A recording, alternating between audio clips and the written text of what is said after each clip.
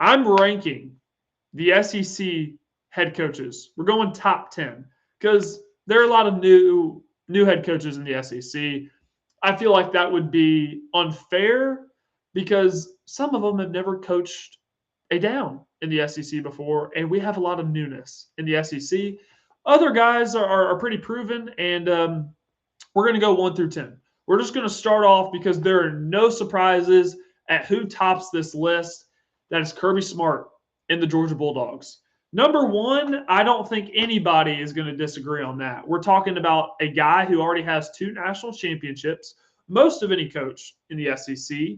He has 4 SEC championships, including the last 2 years.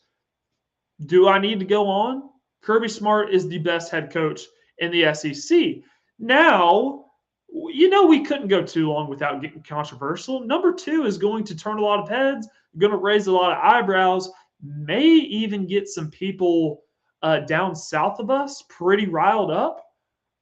Number two on the list, top 10 SEC head coaches, Kalen DeBoer in Alabama. Now, a lot of you are like, well, why is Kalen DeBoer? A lot of you are probably shouting right now. That's okay. I'm gonna explain.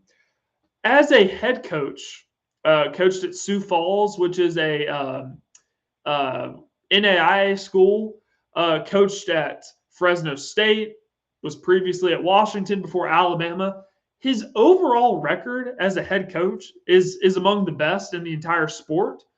124-20 is his overall record as a head coach. Only 20 losses in his career as a head coach, and he's been coaching a while. Already has 120 plus wins. Many people forget because things have not matched what Nick Saban has done at Alabama. Many people forget that 2 years ago, Kalen DeBoer led his team to a national championship at Washington in 2023.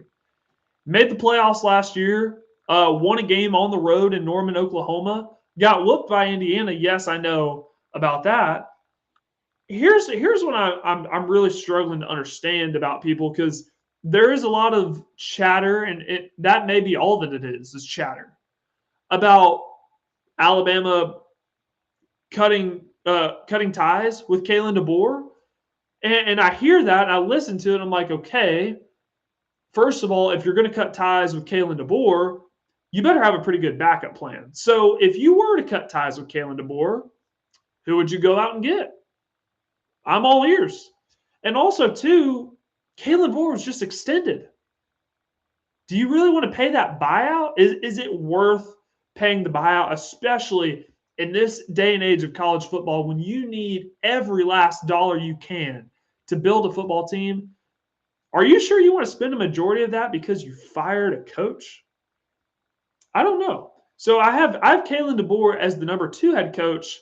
Now, a lot of you are wondering, where is Steve Sarkisian? Why isn't Steve Sarkisian at number 2? Well, that's a good question. Because Steve Sarkisian is number 3.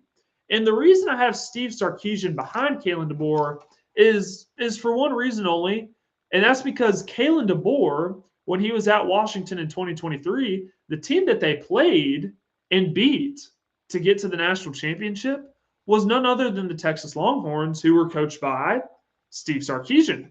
Steve Sarkisian is a great coach. He has assembled a fantastic roster in Austin. I believe them to be national championship contenders this year. But Kalen DeBoer, when he went head to head with Steve Sarkisian, he beat him and he got to a national championship.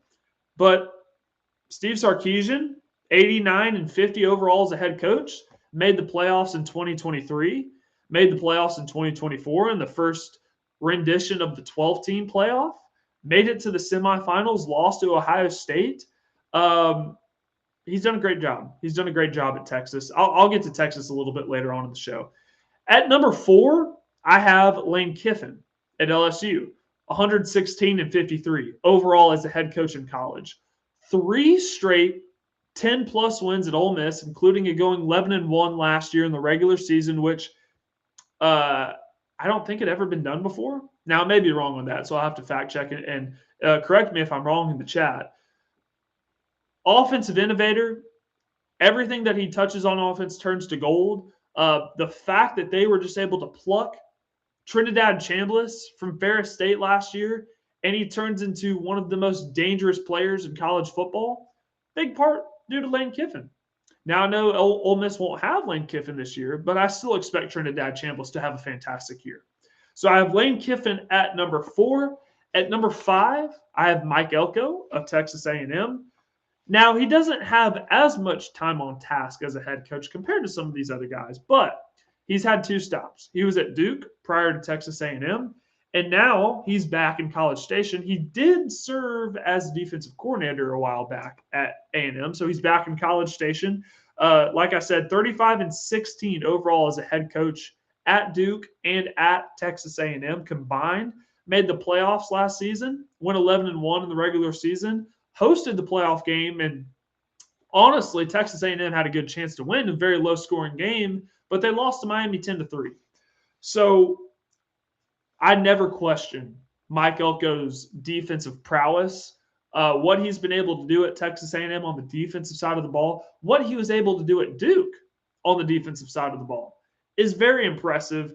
I believe he's going to thrive in College Station.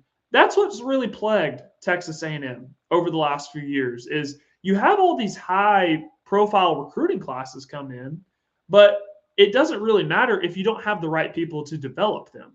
And I believe Mike Elko is one of the best at developing raw talent out of high school. The recruiting has not dropped off whatsoever at Texas A&M, and they have plenty of resources. So I believe Mike Elko is going to maximize that, and Texas A&M is a team to be reckoned with this year. So I have Mike Elko at number 5. At number 6, going to go local. Clark Lea at Vanderbilt. Nashville kid. He's been at Vandy since 2021, at least as a head coach, played at Vanderbilt back in the day. Things did not go well to start Clark Lea's tenure at Vanderbilt as a head coach. Lots of leeway given to him by the AD and the entire athletic department. But if we're being honest with ourselves, Vanderbilt as an institution has not always been the most committed to athletic success.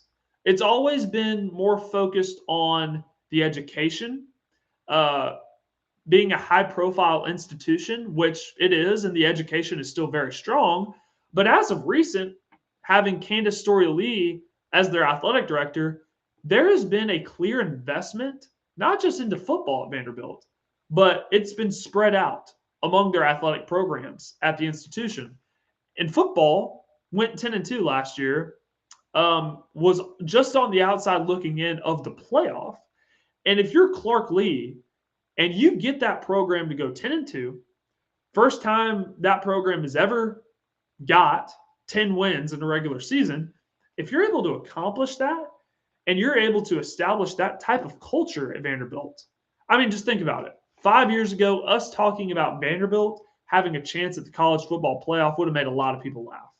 But Clark Lea envisioned it, and given the time, he's proven that he can accomplish something at Vanderbilt. So you're able to go 10-2 at Vanderbilt in the regular season, you deserve to be on this list and pretty high up there. At number 7, this is not going to go over well. A lot of controversy here. I told you on this list. I had Clark Lea ahead of another coach in state. And it's not that I think any less of this coach. It's just I really factor in getting 10 wins in the regular season at Vanderbilt. But Josh Heupel at Tennessee is at number 7 here. Overall record at UCF as a head coach and at Tennessee, he's 73-28. Fantastic win-loss record, winning percentage. 2 10-plus wins at Tennessee. Now, let's rewind the clock a little bit. You're Tennessee. You went from having Lane Kiffin for one season. Remember how that went down? Then you had Derek Dooley. You had Butch Jones. You had Jeremy Pruitt. I consider that the equivalent of, you go back to the Old Testament in the Bible, the Israelites going through the wilderness for 40 years. Now, it wasn't the wilderness for 40 years for Tennessee, but they were going through the wilderness for a while. Josh Heupel got Tennessee back to relevancy.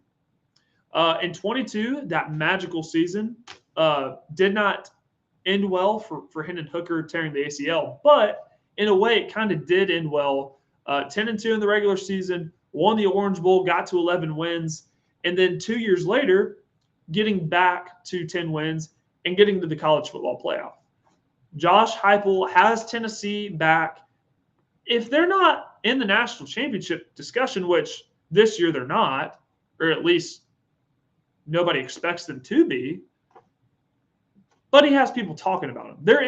They're in the national picture, and people are talking about Tennessee. So Josh Heupel has done a fantastic job at Tennessee. I don't think he's on the hot seat this year. I think he's really got screwed over when it comes to the quarterback position just the last 2 years. I mean, who could have seen that Nico was going to abruptly exit in the fashion that he did?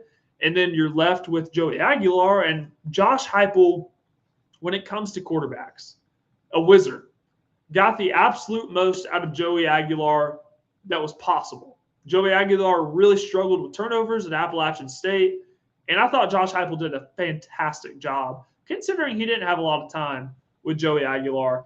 And now you swing and miss in the portal during the winter. You don't get a portal quarterback, but you have 2 freshmen. One's a redshirt, one's a true, and George McIntyre and Faison Brandon. One of them is going to start this year. Neither of them have that much college experience, but that's just kind of how the cards were dealt for Tennessee. Now, it's unfortunate for Josh Heupel that it worked out that way, because I'm sure they'd like to have another experienced quarterback in there this year. But at the same time, I don't view Josh Heupel as on the hot seat this year whatsoever. I view this year as a bridge, and I know last year was a bridge too. But if you think about how Tennessee is set up in 2027, they'll have a 5-star quarterback in Faison Brandon. They'll have a 5-star left tackle in David Sanders. They'll have a 5-star receiver in Tristan Keys. They'll have a 5-star running back coming in from Baylor in David Gabriel Georges, who is the best running back in the high school class. And then if Mike Matthews is still there, that's another 5-star. So that's 5 stars all on Josh Heupel's offense. Give it time. Give it time. That's what I say to Tennessee fans who say that Josh Heupel's on the hot seat this year. At number 8, I have Eli Drinkwitz. An overall record of 58-30, very modest record between his time at App State and Missouri. Back-to-back 10-plus wins in 2023 and 2024. Had a Cotton Bowl victory in the 23 season over Ohio State. What I've always been impressed with about Eli Drinkwitz in Missouri, they've always been able to maximize the potential of the roster that they have. And Missouri's not this, blue blood in college football. They don't have the most talent-rich rosters compared to what an Ohio State might have, or compared to what an Oregon or a whomever, a Georgia might have. But they still have good players. But when it comes to developing guys, they're also pretty good too, and developing coaches. I think they're really good at that, specifically on the defensive side of the ball. I think they've done a great job there. So Eli Drinkwitz is number 8 on the list. At number 9, I have Brent Venables of Oklahoma. He's 32-20 overall as the head coach at Oklahoma. Great defensive mind. That's something that I'm not really ever going to question with Oklahoma as long as Brent Venables is there. They made the college football playoff last season, hosted that first-round game versus Alabama. But in alternating seasons, he's been Brent Venables in Oklahoma. They've been 6-7 that first year, then went 10-3, 6-7, back to 10-3. What are you going to do this year? I expect Oklahoma to be really good. I don't expect them to go 6-7, but I also didn't expect a lot of things last year. So we'll just have to see what they do this year. But I have Brent Venables at number 9, and then lastly, I could have put a number of coaches in here. I decided to go with the guy that's never coached in the SEC before, and that's Jon Sumrall at Florida. 43-12 in 4 seasons as a head coach at Troy and Tulane.